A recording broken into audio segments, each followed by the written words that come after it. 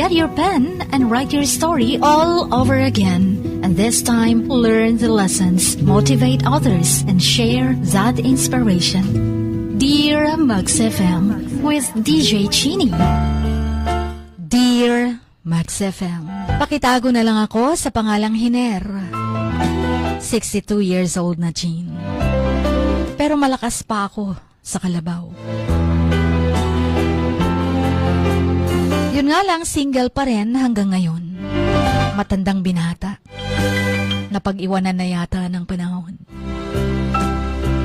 Pero alam mo ba, ang kwento ko ay nagsimula pa nung ako ay 19 years old pa lamang. Nakita ko siya. Alam kong soulmate ko. Itago na lang natin sa pangalang Daisy. Grabe. Sabi ko, ang ganda niya. Para bang malaanghel ang mukha. Nakita niya akong nakatitig sa kanya. Nag-smile siya, tapos ayun, hindi na ako nakatulog pa. Gumawa ako ng paraan para makilala ko siya ng lubusan. Makamayan man lang ng malapitan. Hanggang sa naging kaibigan ko siya. At ang akala ko, dahil malambing naman siya sa akin, mabait siya sa akin, akala ko may chance. Pero mali ako. Hindi niya ako binigyan ng oras, Jean. Hindi niya rin ako pinapansin noon. Alam mo kung sino lang ang pinapansin niya? Ang pinsan kong si Miguel. Oo, kaibigan kami. Mabait siya sa akin. Pero hindi yung nagtatagal na nakikipag-usap sa akin. Hindi nakikipagtawanan na kami lang. Madalas kasama niya si Miguel at masayang-masaya siya sa piling ni Miguel. That was 35 years ago. Naging sila. Hanggang sa nagpakasal sila. Hindi ko matanggap noon kung kaya't hindi talaga ako pumunta sa kasal nila. Kahit invited ako. Gusto pa nga sana akong gawing isa sa mga groomsmen. Pero hindi talaga ako sumipot, Chin. Pakiramdam ko kasi inagawan ako. Inagawan ako ng pinakamamahal kong soulmate. Hanggang isang araw, nakita ko na naman sila. Magkahawak kamay. Masaya.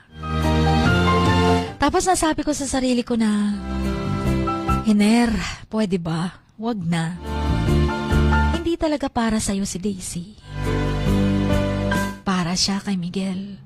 Para siya sa pinsan mo. Simula noon, hindi na ako nag-court ng iba. Baka kasi wala na talagang iba para sa akin eh. Sabi ko sa sarili ko, wala. Si Daisy lang talaga. Iba yung tama ako kay Daisy eh. Iba yung dating niya. Tagos sa puso ang sakit. Kaya sabi ko baka naman hindi sila magtatagal. Oras na iiyak si Daisy sa piling ni Miguel. Aagawin ko talaga. Pero buhay nga naman. Hindi lahat ng gusto natin na makukuha natin. Kahit na single ako ngayon, masaya naman ako sa buhay ko. May mga kaibigan, may pamilya, may mga alaala. Pero ang puso ko, miserable pa rin. Si Daisy pa rin ang hinahanap. Tulala pa rin ako minsan. Naalala ko pa rin siya. Pero alam mong masaya akong nakita ko kung gaano siya kasaya kay Miguel. Masaya na masakit. Masakit dahil parang nauubusan na ako ng pag-asa na mapunta pa sa akin si Daisy. Napakasakit isipin na talagang silang dalawang itinadhana. Siguro nga, para sa kanya, si Miguel, at hindi ako. Minsan naiisip ko, paano kaya kung sinabi ko na sa kanya yung nararamdaman ko.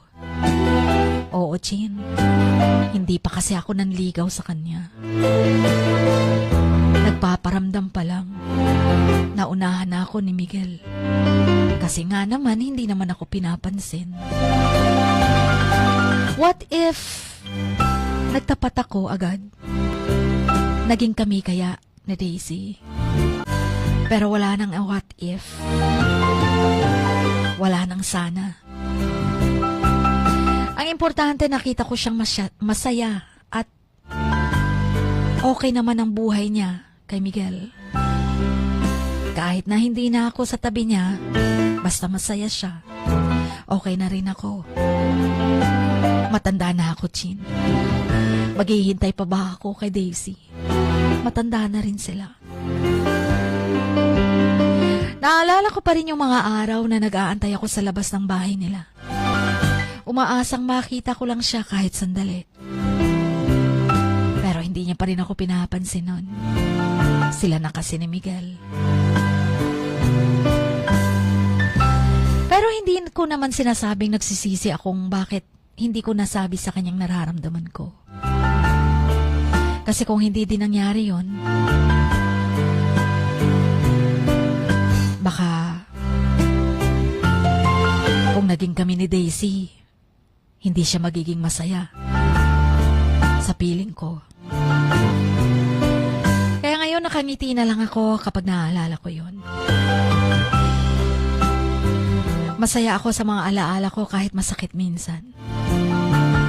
Sa tanda ko bang ito, isang senior citizen na. Pero ang true love ko si Daisy pa rin. Baka nga may rason kung bakit ako single ngayon. Hindi pa rin ako nawawalan ng pag-asa na kahit 62 years old na ako, may iba pang plano si may kapal. Darating din ang para sa akin, kahit wala na sa kalendaryo. Sadya bang natutulog lang si Cupido?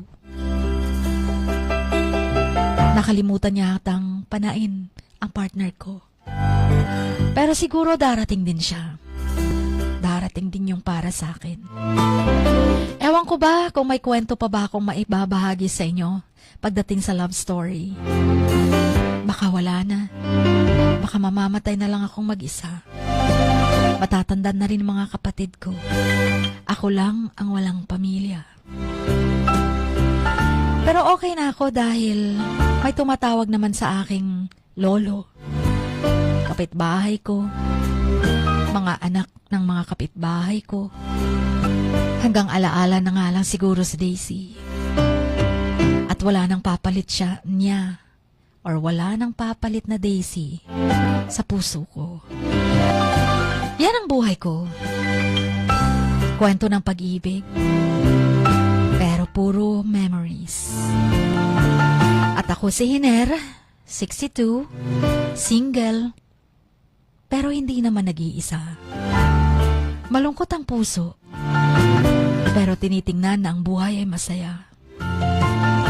Minsan, Chin, nagpupunta ako sa mga lugar na alam kong madalas puntahan ni Daisy.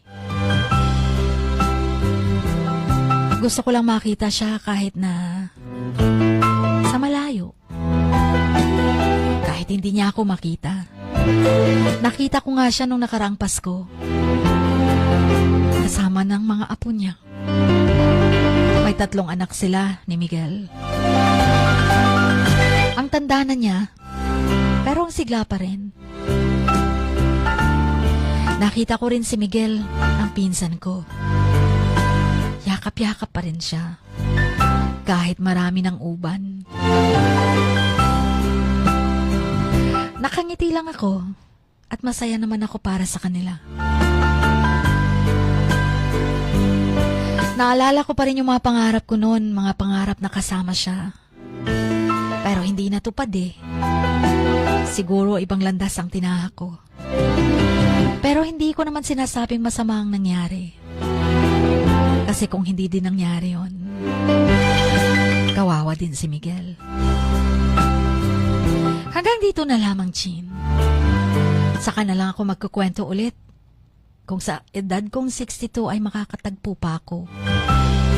Makakatagpo ng totoong pag-ibig at tuluyan ng makakalimutan si Daisy.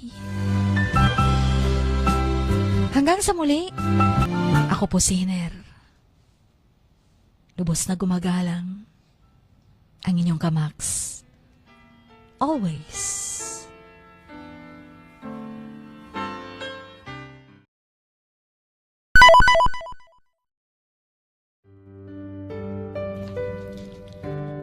Sa bawat pagluha mo, may nakatagong kwento. Sa bawat ngiti mo, may gustong sabihin ang puso mo. At sa likod ng iyong halakak at maging sa pagkabiko mo, may mensaheng nakabalot sa iyong pagkatao. At ang tanging nais mo lamang ay mapakinggan ang mga ito ng buong mundo. Dear Max FM with DJ Chini. Life has got all those twists and turns. Stand up for what you believe in. What lies behind you and what lies in front of you pales in comparison to what lies inside of you. Dear Max FM with DJ Chini. Sabi nga nila, ang pagsusulat kapag masyado mong diniinan hanggang sa susunod na pahina ay nagmamarka. Katulad ng pagmamahal, kapag masyado mong ibinigay ang lahat, yung sakit na gawa ng nakaraan, dala pa rin hanggang kasalukuyan. Dear Max FM, you own your story and you are the author of your own book of life. Don't let others write your script, but let others hear your story and make them inspired. Kaya sumulat na, maging bahagi ng aming programa. Dear Max FM with DJ Chini tuwing Lunes hanggang Biyernes, 1:00 hanggang 3:00 ng hapon sa Max News FM, Sock Sargent. Love, life, and lessons from the past. Only at Dear Max FM with DJ Chini.